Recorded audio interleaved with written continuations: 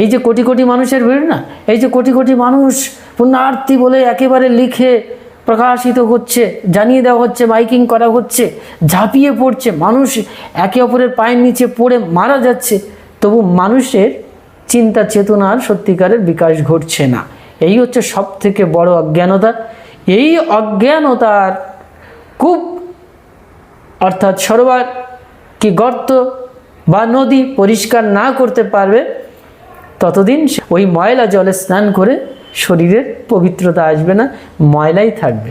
যেমন আমরা ময়লা জলে স্নান করলে কি পবিত্র হই? স্নান করার উদ্দেশ্য কি? পবিত্র হওয়া, বিশুদ্ধ হওয়া। এই জন্য নন্দিকেশ্বর বলছেন নৈর্মাল্যম ভাবশুদ্ধি।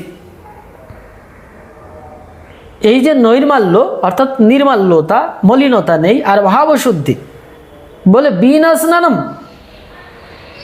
বিনা স্নান এটা প্রাপ্ত হতে পারে না। তাহলে কোন স্নানের দ্বারা আমার বাহ্যিক এবং আভ্যন্তরীণ মালিন্যতা থাকবে না এবং ভাবশুদ্ধি অর্থাৎ আমার ভাব, চিত্ত জগতের অনেক ঊর্ধ্বের জিনিস ভাব শুদ্ধি, এই আধ্যাত্মিক শুদ্ধি, এই আধ্যাত্মিক শুদ্ধি যখন আসবে কিসের দ্বারা আসবে?